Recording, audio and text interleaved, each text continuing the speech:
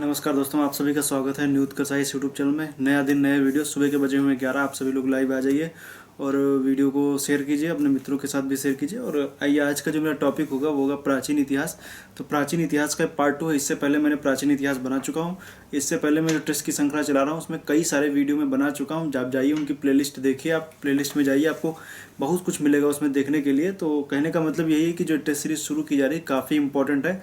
आप लोग से मैं पहले भी कहा हूँ कि जितने आपके सही हो रहे हैं उनको आप मुझे बताइए कि आपके टोटल कितने सही हो रहे हैं, कि मतलब आपके 20 सही हो रहे हैं, 15 सही हो रहे हैं। कई सारे लोगों ने कमेंट भी किया कि उनके कितने सही हो रहे हैं। तो कहने का मतलब ये, आप सब लोग कमेंट में जरूर किया कीजिए कि टोटल कितने सही हो रहे हैं, और आप जो प्रश्न आपके गलत हो रहे हैं उनको लेकर के आपकी क्या स्ट्रेटजी। कई लोगों ने बताया। तो जैसे गोपाल है, उनके 19 सही हैं। आलोक है, उनके 15 हैं। और बात करें तो रागिनी के 18 हैं। और आनंद जी के 22 हैं। बबीता 15 हैं। और कहने का मतलब यही कि आप लोग कमेंट किया कीजिए, सभी लोग कमेंट किया कीजिए। तो क्योंकि कमेंट करेंगे तभी चीज़ें क्लियर हो पाएंगी, आपके टोटल कितने सही हो पा रहे हैं। क्योंकि ज़रूरी यही है कि जब तक आप जो गलत हो रहे हैं उनको आप जब तक नहीं मैनेज कर पाएंगे तब तक आप अच्छा प्रदर्शन नहीं कर पाएंगे। आप जैसे जो आपके गलत हो जा रहे हैं उनको आप जरूर उसको, मतलब कि उनको आप नोट करिए। प्रश्नों को नोट करने के बाद में आप जब नोट कर लेंगे तो आप उसका आपको फ़ायदा मिलेगा। एक कमेंट में पढ़ रहा हूँ राहुल राज का, इनका कहना है कि आप मेरा नाम कभी नहीं लेते हुए। नाम लेने से कुछ क्या होगा, नाम ले के भी चलिए, आपका नाम ले लिया राहुल राज। आप कमेंट हमें कीजिए कि आपके टोटल कितने सही हो रहे हैं, तो क्योंकि उसका फ़ायदा आपको मिलेगा ज़रूर। तो आइए, समय न गवाते हुए बाकी जो मैं क्वेश्चन पढ़ूंगा उनके उत्तर मतलब क्वेश्चन आपके स्क्रीन पर आते रहेंगे, आप उनके उत्तर दीजिए। किसी का कमेंट मैंने पढ़ा, उन्होंने ये भी कहा कि जो प्रश्न है उनके उत्तर को इसी स्क्रीन पर ही बता दिया जाए कि उनके कैसे सही हो पाएंगे। मतलब उनको स्क्रीन पे ही बता दिया जाए कि ए का बी सही है। तो कहने का मतलब ये कि देखिए, एडिट करना पड़ता है, उसमें काफ़ी समय जाता है। अभी आप 25 मिनट का समय आप निकालिए। आप सोच लीजिए 25 मिनट के वीडियो के लिए मुझे कितना समय लगता है। सबसे पहली बात ये नहीं कि क्वेश्चन पेपर बना लिया जाएगा, उसके बाद में काफ़ी ज़्यादा समय जो लग जाता है वो उसको टाइपिंग देने में, टाइपिंग के बाद में फिर उसको स्क्रीनशॉट लगाने में, फिर स्क्रीन पे लगाने में काफ़ी लंबी प्रक्रिया है। फिर उसमें बहुत समय जाता है। इस वजह से मैं फिर दो स्क्रीनशॉट लगाने पड़ेंगे, एक का उत्तर सही वाला, एक ये वाला। तो उसमें काफ़ी ज़्यादा समय लगेगा। इस वजह से ऐसा नहीं किया जा रहा। आप 25 मिनट का समय निकालिए, प्रश्नों को नोट कर लीजिए। जब मैं पेपर बना रहा हूँ तो मैं भी इसको नोट ही किया हूँ, तभी बना रहा हूँ। वो भी अलग अलग जगह से कलेक्ट किया हूँ, तब जाके बना रहा हूँ। तो आप भी इन प्रश्नों को नोट कर लीजिए। काफ़ी अच्छे प्रश्न हैं, इनके उत्तर भी अपने आप ही टिक करते जाइए। तो आइए शुरू करते हैं। क्वेश्चन नंबर 1 अच्छा प्रश्न है, बाकी आप उत्तर देते रहिए। प्रश्नों का लहजा शुरुआत में थोड़ा आसान है, फिर धीरे धीरे टफ होते जाएंगे। बाकी लास्ट के कुछ मतलब जो लास्ट के जो प्रश्न हैं वो पूरी तरीके से क्या है, जो कथन कारण या कह सकते हैं, या जैसे वो होते हैं स्टेटमेंट वाले हैं, लास्ट के जो क्वेश्चन होंगे। आइए देखते हैं। गुप्त वंश का पहला शासक कौन था जिसने स्वयं को महाराजा धीराज कहा है? तो ऑप्शन आपके सामने है श्रीगुप्त, चंद्रगुप्त फर्स्ट, चंद्रगुप्त द्वितीय, स्कंदगुप्त। 4 ऑप्शन दिए गए हैं। इसमें अगर हम देखें तो इसका जो महाराजा धीराज जो अपने आप को बताता है वो है चंद्रगुप्त फर्स्ट ही है। कहते हैं कि चंद्रगुप्त फर्स्ट जो है वो गुप्त वंश का वास्तविक संस्थापक था। बाकी स्थापना तो श्रीगुप्त ने ही की थी। तो याद रखिएगा, गुप्त संवत भी चंद्रगुप्त फर्स्ट नहीं चलाया था। नेक्स्ट क्वेश्चन नंबर 2 है, निम्न में से कौन सा चीनी यात्री सम्राट की आज्ञा न मिलने पर भी भारत आया और चीन की वापसी पर उसका सम्मान पूर्वक स्वागत भी किया गया? मतलब ऐसा कौन सा यात्री था जो भारत तो आया, भारत, लेकिन जब भारत आया तो उसको वहाँ के राजा से अनुमति नहीं मिली थी। अपने राजा से बिना छिपाए हुए, मतलब छिपा करके भारत आ गया, लेकिन जब वापस आया तो उसका काफ़ी ज़्यादा सम्मान किया गया। तो उसमें ऑप्शन है आपके सामने फायान, हुएनसांग, इत्सिंग। इनमें से कोई नहीं। तो इसका जो उत्तर सही हो जाएगा वो हो जाएगा हुएनसांग। किसके काल में आप बताइए, मुझे कमेंट कीजिए, हुएनसांग किसके काल में आया था? राज राजेश्वर, क्वेश्चन नंबर 3 है, राज राजेश्वर मंदिर समर्पित है? आपके ऑप्शन है कार्तिकेय, शिव को, विष्णु को और सूर्य को। तो इसका उत्तर जो सही हो जाएगा वो हो जाएगा शिव को। और ये तंजौर तमिलनाडु में स्थित है, इसे याद रखिएगा। क्वेश्चन नंबर 3 हो। क्वेश्चन नंबर 4 की बात करेंगे तो मौर्य काल में पौतवा अध्यक्ष किस विभाग का प्रमुख था? आपके सामने ऑप्शन है मापतौल, बी है दीवानी न्यायालय, सी है गुप्तचर, डी है मुद्रा एवं टकसाल विभाग का प्रमुख। तो आप बताइए किस विभाग का था? तो मापतौल था, पौतवाध्यक्ष मापतौल, दीवानी न्यायालय धर्मस्थी बोलते थे, गुप्तचर महामाता परसड़ कहलाते थे। तो इसे याद रखिए। क्वेश्चन नंबर 5 देखिए, बहुत अच्छा प्रश्न ये भी है। क्वेश्चन नंबर 5 आइए देखें। सिंधु घाटी सभ्यता में से कौन सा क्षेत्र अफगानिस्तान में स्थित है? तो अफगानिस्तान में कौन सा स्थित है? 3 दिए गए हैं, पहला दूसरा तीसरा, उसके नीचे कूट दिए गए हैं। कूट के आधार पर आपको बताना है कि पहला दूसरा तीसरा में से कौन सा है। तो पहला है मुंडीगौक, बी है डाबरकोट, तो तीसरा ऑप्शन सुरतगुई, मतलब मुंडीगांव, डाबरकोट, सुरतगुई। इसमें से कौन कौन से ऑप्शन है? एक, केवल 2 3, सी वाला 1 2 3, डी वाला 1 3। तो आपको बताना है कौन सा। तो देखिए मुंडीगांव और सुरतगुई जो थे ये दोनों ही स्थित है अफगानिस्तान में स्थित है, बाकी के नहीं है, सिर्फ 2 ही स्थल हैं अफगानिस्तान में, और मुंडीगांव और सुरतगुई। तो जो पांचवें का डी हो जाएगा 1 और 3, 1 और 3 पांचवें का डी। तो इसको कीजिए। नेक्स्ट है क्वेश्चन नंबर 6, सिंधु घाटी सभ्यता दक्षिण में कहाँ तक फैली थी? तो उत्तर में मांडा से दक्षिण में कहाँ तक थी? ऑप्शन है आपके सामने सुतकांगेडोर, बी हुलास, सी दाइमाबाद, डी आलमगीरपुर। तो उत्तर में मांडा से लेकर के दक्षिण में दाइमाबाद तक, पश्चिम में सुतकांगेडोर से पूर्व में आलमगीरपुर तक, मतलब मेरठ के पास में। तो याद रखिएगा क्वेश्चन नंबर 6 का डी सही हो जाएगा। अब ये क्वेश्चन नंबर 7 में हम फटाफट पढ़ रहे हैं, उत्तर भी आप फटाफट देते जाइए। क्वेश्चन नंबर 7 हम देख रहे हैं अब लोग थोड़ा सा उत्तर देते हैं, नहीं तो शुरुआत के अगर जो हम बात करें 3-4 वीडियो बाद लोग क्या कर रहे थे, उत्तर वगैरह नहीं दे रहे थे। अब मुझे अब काफ़ी अच्छा लगता है देखते हुए कि लोग उत्तर दे रहे हैं, थोड़ा जागरूक भी हो रहे हैं, सिर्फ वीडियो नहीं देख रहे हैं, उत्तर भी देने की कोशिश कर रहे हैं। गलत है सही है, आप उत्तर जरूर दिया कीजिए। अब काफ़ी लोग उत्तर देते हैं। बाकी जैसे मैंने कल जो यूपी स्पेशल की वीडियो डाली थी, काफ़ी लोगों ने उसको देखा है, और कहने का मतलब है कि उसको उत्तर वगैरह भी देने की कोशिश की है। तो यूपी लेवल की परीक्षाओं के लिए वो वीडियो काफ़ी इंपॉर्टेंट है। आप आने वाले, जैसे मैंने यूपी स्पेशल की जो प्लेलिस्ट बनाई थी उसको भी देख लीजिए और उस वीडियो को भी देखिए। आपके कह सकते हैं इसमें हर, चूँकि जो मैं प्रश्न बनाता हूँ ऐसा नहीं कि मैंने कोई एक पर्टिकुलर टॉपिक को उठा लिया, इसमें पूरी एशियंट हिस्ट्री कवर होती है। कहने का मतलब ये है कि सब जगह से प्रश्न इसमें शामिल किए जाते हैं। मौर्य से भी हैं, गुप्त से भी हैं, सिंधु घाटी सभ्यता से भी हैं, राष्ट्रकूट से भी हैं, प्रतिहार से भी हैं, हर मतलब हर जगह से प्रश्नों को शामिल किया गया है, तो भी याद रखिएगा। नेक्स्ट है सिंधु घाटी सभ्यता स्थल वनवाली की खुदाई का श्रेय किसको जाता है? वनवाली हरियाणा में स्थित है। तो अब बताइए। ऑप्शन है अमलानंद घोष, बी है RS बिष्ट, सी मैके, डी ISR राव। तो जो इसका जो खुदाई का श्रेय जाता है RS बिष्ट, मतलब बी वाला ऑप्शन आपका सही हो जाएगा। फिर क्वेश्चन नंबर 8 है किस सिंधु घाटी सभ्यता स्थल से घोड़े की अस्थियां मिली हैं?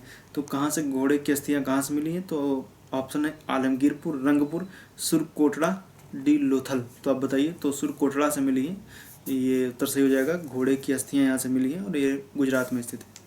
नेक्स्ट है देवगढ़ का दशावतार मंदिर कहाँ स्थित है? क्वेश्चन नंबर 9 है देवगढ़ का दशावतार मंदिर। ऑप्शन है आपके सामने झांसी, बी है कानपुर, सी है रायसेन, डी है दतिया। मतलब Jhansi UP, Kanpur UP, Raisen MP, Datia MP। तो आप बताइए कहाँ पर स्थित है? तो इसका उत्तर जो हो जाएगा झांसी यूपी सही हो जाएगा। नेक्स्ट है क्वेश्चन नंबर 10 है गुप्त काल से संबंधित प्रश्न है, इसको देखिए। गुप्त काल में वैश्य पुरुष और ब्राह्मण स्त्री से उत्पन्न संतान को क्या कहते थे? काफ़ी अच्छा क्वेश्चन है, आपको बताना है। गुप्त काल में वैश्य पुरुष और ब्राह्मण स्त्री से उत्पन्न संतान को क्या कहते थे? ए ऑप्शन है उग्र, बी है पराशव, सी है अम्बष्ट, डी है वैदेहक। तो इसका उत्तर आप मुझे बताइए। तो देखिए मैं बताता हूँ आपको। तो इसका उत्तर जो है वैदेहक सही हो जाएगा, वैश्य पुरुष और ब्राह्मण स्त्री से। अब उग्र क्या थे? उग्र में वैश्य पुरुष और शूद्र स्त्री होती थी, और बी में पराशव उनको कहते थे ब्राह्मण पुरुष और शूद्र स्त्री, और सी अम्बष्ट ब्राह्मण पुरुष वैश्य स्त्री से उत्पन्न संतान को अम्बष्ट कहते थे। तो याद रखिएगा। नेक्स्ट है क्वेश्चन नंबर 11 है गुप्त काल में अपहृत भूमि किसे कहते थे? गुप्त काल में अपहृत भूमि किसे कहते थे? ऑप्शन जंगली भूमि, बी है निवास योग्य भूमि, सी है कृषि योग्य भूमि, डी है ऐसी भूमि जो जोतने योग्य नहीं है, मतलब या नहीं थी। तो ऑप्शन है आपके सामने, जैसे निवास योग्य भूमि तो वास्तु भूमि कहलाती थी, कृषि योग्य भूमि को क्षेत्र कहते थे, ऐसी भूमि जो जोतने योग्य नहीं थी उसको सिल भूमि कहते थे, तो जंगली भूमि जो थी उसी को अपहृत कहा जाता था। तो 11 का ए ऑप्शन सही हो जाएगा, 11 का ए, उसको याद रखिएगा। नेक्स्ट क्वेश्चन नंबर 12 है किस महाजनपद की आधुनिक स्थिति उत्तर प्रदेश का देवरिया एवं गोरखपुर क्षेत्र है? 16 महाजनपद आप सुनते हैं, 16 महाजनपद, तो उसमें से कौन सा ऐसा महाजनपद था जिसकी लोकेशन उत्तर प्रदेश का गोरखपुर और देवरिया के पास का क्षेत्र था? तो आप बताइए। तो ऑप्शन है आपके सामने चेदी है, मल्ल है, अंग है, वत्स है। तो जो चेदी था वो तो बुंदेलखंड का क्षेत्र था, अंग जो था वो भागलपुर और मुंगेर के आसपास का क्षेत्र था, और वत्स इलाहाबाद कौशाम्बी के आसपास का क्षेत्र था। तो मल्ल ऑप्शन है वे सही हो जाएगा। मल्ल जो था वो देवरिया और गोरखपुर के आसपास का क्षेत्र था। क्वेश्चन नंबर 12 तक हम आ चुके हैं, काफ़ी तेज़ी से पढ़ रहे हैं, आप भी काफ़ी तेज़ी से उत्तर देते रहिए। क्वेश्चन नंबर 13 है, काफ़ी अच्छा ये भी प्रश्न है। अब चूँकि दरअसल थोड़ा सा मौसम अच्छा हो गया तो पसीना उतना नहीं निकल रहा है, इसलिए मैं थोड़ा और समझाने की कोशिश करूँगा। देखिए 2-3 वीडियो से वीडियो थोड़ी लंबी हो जा रही, कहीं 30 मिनट हो जा रही, कहीं 25 मिनट हो जा रही। उस बीच में वीडियो को भी 17 मिनट 20 मिनट की होती थी, क्योंकि पसीना ज़्यादा निकलता था। मैं प्रश्न पढ़ के तुरंत चला। मैं इसमें चाहूँ तो मैं इस वीडियो को 1 घंटे तक खींच सकता हूँ, समझाते समझाते 1 घंटे, लेकिन मैं अनावश्यक नहीं खींचूंगा। लेकिन थोड़ी सी वीडियो लंबी हो सकती है, क्योंकि थोड़ा सा गर्मी कम हुई तो दिमाग भी थोड़ा अच्छे से काम करता है और थोड़ा समझाने में भी मन लगता है। निम्न में से किसे वातापी कुंड के नाम से जाना जाता था? तो क्वेश्चन नंबर 13 में पढ़ रहा हूँ। वातापी कुंड के नाम से किसे जाना जाता था? ऑप्शन है आपके सामने नरसिंह वर्मन, बी है कीर्तिवर्मन, सी है पुलकेशिन द्वितीय, डी है राजेंद्र थर्ड। आप बताइए कौन उत्तर सही हो जाएगा। तो देखिए नरसिंह वर्मन और पुलकेशिन द्वितीय के मध्य में युद्ध होता है। उस युद्ध में चूंकि नरसिंह वर्मन पल्लव वंश का शासक है और पुलकेशिन चालुक्य वंश का शासक है, वातापी के चालुक हैं। तो वातापी कुंड की बात की गई तो नरसिंह वर्मन क्या करता है, पुलकेशिन द्वितीय की हत्या कर देता है, मार डालता है उनको। और उसमें उसी मारने के बाद में ये क्या करता है, वातापी कुंड मतलब उसकी अपहरण कर लेना, उसका क्या होना है, मतलब कि उस जो वातापी उसको कुंड मतलब अपहरण उसका कर लेना, तो वातापी कुंड की उपाधि धारण करता है। तो वातापी चूंकि राजधानी थी चालुक्य की, अब चूंकि राजा तो मर गए पुलकेशिन द्वितीय, तो नरसिंह वर्मन क्या करेगा, ये वातापी कुंड की राजधानी मतलब वातापी कुंड की उपाधि धारण करेगा, या अपने आप को वातापी कुंड कहेगा। नेक्स्ट है क्वेश्चन नंबर 14, ये भी अच्छा है। किस चालुक्य वंशीय शासक ने अपनी राजधानी, चालुक्य वंश शासक कल्याणी के चालुक्य की बात हो रही है, किस चालुक्य वंशीय शासक ने अपनी राजधानी मान्यखेत से कल्याणी स्थानांतरित की थी? तो किस चालुक्य वंशीय शासक ने अपनी राजधानी मान्यखेत से कल्याणी स्थापित की? तो आपके सामने ऑप्शन है तैलभ द्वितीय, बी है कीर्तिवर्मन सेकंड, सी है सोमेश्वर फर्स्ट, डी विक्रमादित्य 6। आप बताइए कौन सा हो जाएगा। तो देखो अगर जब बात करेंगे चालुक्य वंशी कल्याणी की स्थापना तो तैलभ द्वितीय ने की थी, ठीक है, लेकिन उसके बाद जो शासक आता है वो आता है सोमेश्वर फर्स्ट। ये क्या करता है, अपनी राजधानी को जो मान्यखेत से उसको ट्रांसफर कर देता है कल्याणी। तो याद रखिएगा 14 का सी ऑप्शन सही हो जाएगा। फिर निम्न में कौन सुमेलित नहीं है? वंश और राजधानियाँ दी गई हैं, आपको बताना है कौन सा सुमेलित नहीं है। आप बताइए। ए है कदम वंश की बनवासी, बी है सिसोदिया वंश की चित्तौड़, सी है वाकाटक वंश की नंदीवर्धन, डी चोल वंश की मान्यखेत। तो आप बताइए कौन सा सही है। अगर जो इससे पहले वाला प्रश्न आप जान भी मैंने पढ़ा है उसको देख करके आप इसका उत्तर बता सकते हैं, क्योंकि जो मान्यखेत थी वो तो कल्याणी के चालुक्यों की राजधानी थी, और जो चोल वंश की राजधानी थी वो क्या थी, वो तो तंजौर थी, या तंजौर भी बोलते हैं, तंजौर थी। तो कुछ जो डी का जो होगा वो मतलब 15 का ऑप्शन जो होगा डी वाला सही हो जाएगा, डी ऑप्शन सही हो जाएगा। तो 15 का डी सही है। नेक्स्ट है क्वेश्चन नंबर 16 है, काफ़ी अच्छा ये भी प्रश्न है, तो इसको देखिए। अजंता की किस गुफा में मर्दासन राजकुमारी का चित्र अंकित है? तो अजंता की किस गुफा में, किस गुफा संख्या में मर्दासन राजकुमारी का चित्र अंकित है? ऑप्शन है 16, 17, 10 और 9। तो इसको आपको बताना है कि कौन सा इसका उत्तर सही हो जाएगा। तो इसका उत्तर ए सही हो जाएगा, 16। दरअसल आप जान रहे हैं कुल इसमें जो गुफाओं की संख्या है वो 29, लेकिन में बची सिर्फ 6 हैं। उनमें 1 है, 2 है, 9 है, 10 है, 16 है, 17 है। तो उन्हीं में से 16 की बात अगर हम करेंगे तो यही क्वेश्चन सही हो जाएगा। क्वेश्चन नंबर 16 का जो है वो ए वाला ऑप्शन 16 ही, मतलब 16 का 16 ही सही है। नेक्स्ट है क्वेश्चन नंबर 17 है। धौलावीरा का उत्खनन किस वर्ष किया गया था? धौलावीरा गुजरात में स्थित है, आप बताइए। ऑप्शन है आपके सामने 1990, बी है 1967-68, सी है 1985, डी है 1973। तो आप बताइए इसका उत्तर क्या होगा। दरअसल जो धौलावीरा था उसको खोज जो थी वो 67-68 में ही कर ली गई थी, लेकिन जो इसका उत्खनन कार्य होता है 1990 में होता है, 1990 में। और उस उत्खनन में अगर देखेंगे जेपी जोशी, जगपत जोशी और भी ये सब लोग क्या करते हैं, उत्खनन में भाग लेते हैं। तो ये धौलावीरा से मैं बता दूं स्टेडियम भी यहीं से मिला था। तो ये क्या काफ़ी इंपॉर्टेंट क्वेश्चन है। पहली बात तो धौलावीरा है कहाँ, धौलावीरा गुजरात में है, और 1990 में इसका उत्खनन किया गया, खोज की गई थी 67-68 में। क्वेश्चन नंबर 17 तो हो चुका है। ये 18 की तरफ हम आते हैं। क्वेश्चन नंबर 18 क्या कह रहा है ये देखते हैं। क्वेश्चन नंबर 18 कह रहा है महोदया किसका पुराना नाम है? ऑप्शन है आपके सामने इलाहाबाद, कन्नौज, खजुराहो, कौशाम्बी।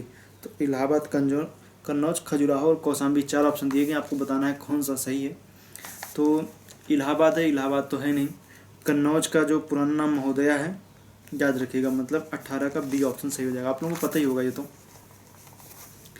क्वेश्चन नंबर 19 है, जगत की उत्पत्ति ईश्वर से नहीं बल्कि प्रकृति से हुई है। यह दर्शन संबंधित है किससे? सांख्य दर्शन, मीमांसा दर्शन, चारवाक दर्शन, इनमें से कोई नहीं। तो सांख्य दर्शन से संबंधित है। अब हम आते हैं क्वेश्चन नंबर 20। ये मतलब कि जो क्वेश्चन नंबर 20 है वो किस पर आधारित है? क्वेश्चन नंबर 20 जो है वो को दो आपके सामने तथ्य दिए गए, आपको बताना है कौन सा सही है। कूट के आधार पर आपको इसका उत्तर देना है। तो क्वेश्चन नंबर 20 जो है वो क्या कह रहा है? कन्नौज के लिए हुए त्रिपक्षीय संघर्ष के संबंध में कौन सा कथन सही है? ये अब इसमें दो तथ्य देखिए, पढ़ रहा हूं मैं। यह पाल, राष्ट्रकूट और प्रतिहारों के बीच लड़ा गया। दूसरा जो तथ्य, अरब यात्री सुलेमान ने इन तीनों साम्राज्य के बीच हुए संघर्ष का वर्णन किया है।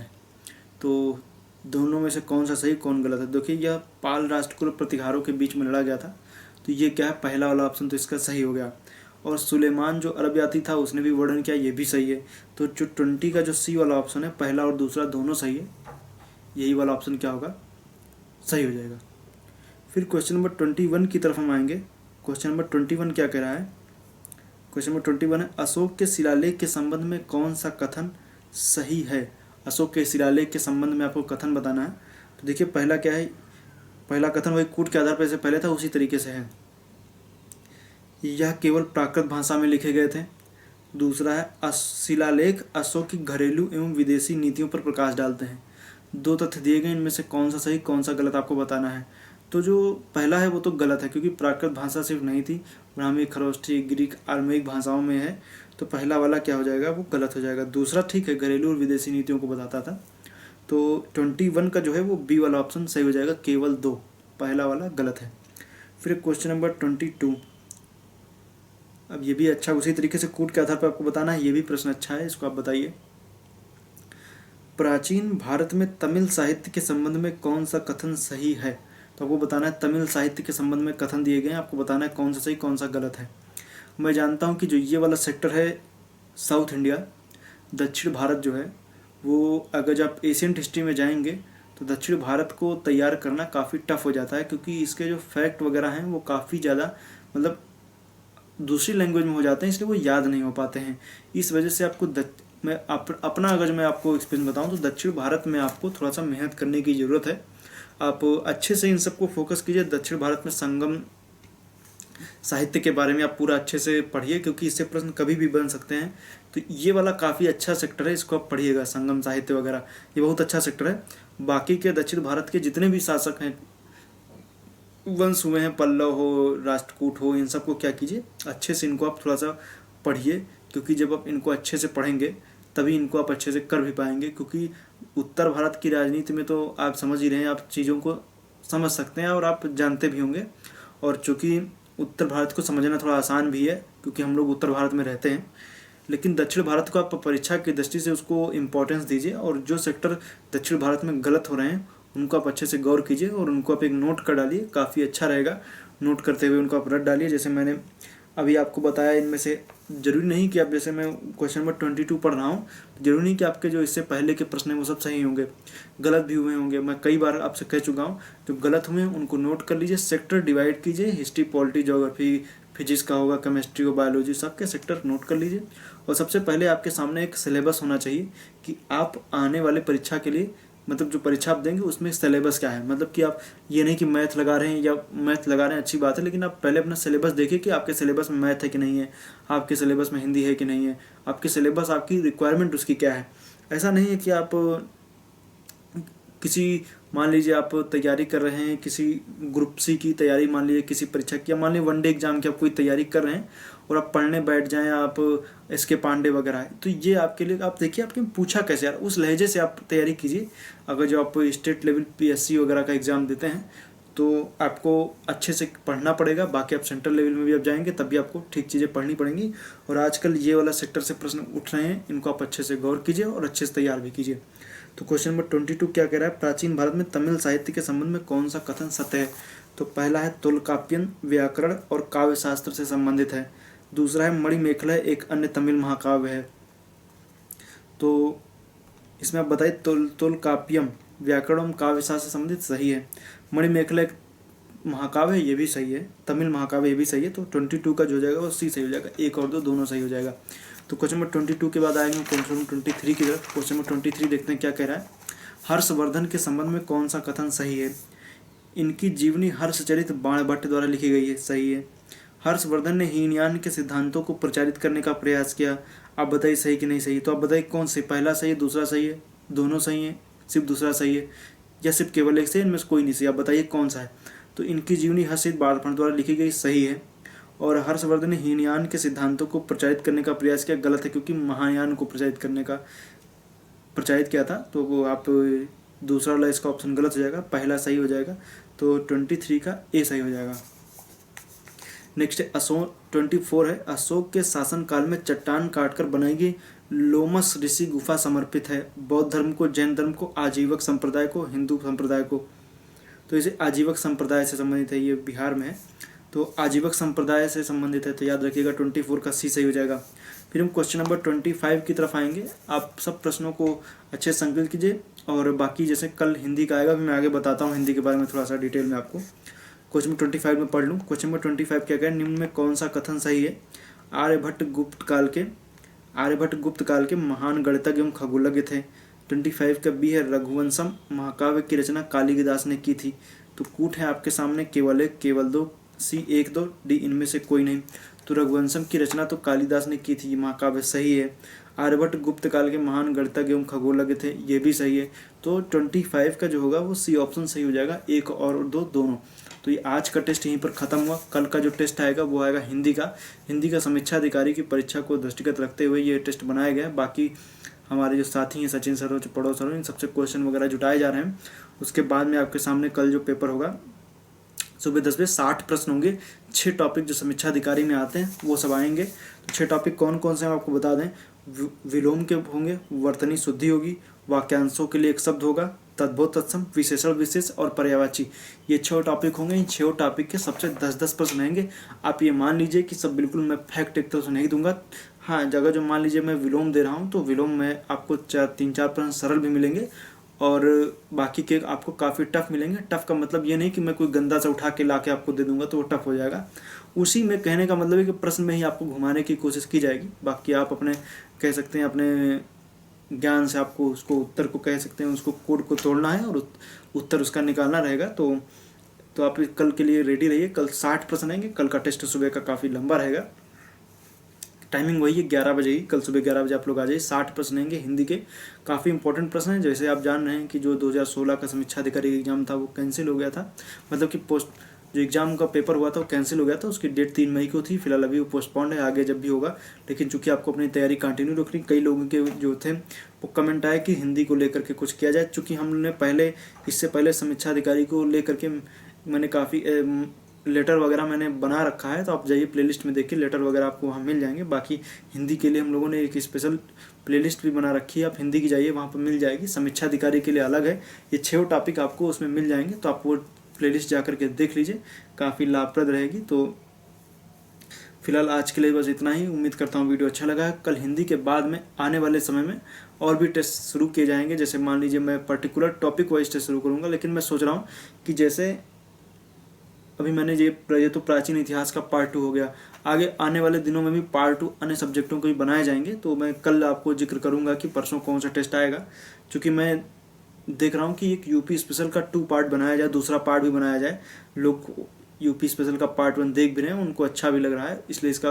और चूँकि प्रश्नों का लहजा जैसे जैसे बढ़ता जा रहा है और थोड़े प्रश्नों को टफ करके मैं बनाने की कोशिश करूँगा, तो जल्दी कोशिश करेंगे पार्ट 2 बनाया जाए। फिर हम तुरंत ज्योग्राफी पे ही आएंगे, अंत में टूटना है ज्योग्राफी पे ही, तो ज्योग्राफी पे आएंगे और उसके सब्जेक्ट वाइज, मतलब जो टॉपिक वाइज हम वीडियो बताएंगे आपको। कि मान लीजिए आपको दे देंगे नदी से, आपको एक दिन पहले बता देंगे कि कल नदी का टेस्ट होगा, तो नदी के लिए आप रेडी हो जाइए, आप नदी पढ़ लीजिए अच्छे से, फिर मेरे प्रश्नों को आप हल कीजिए नदी से संबंधित।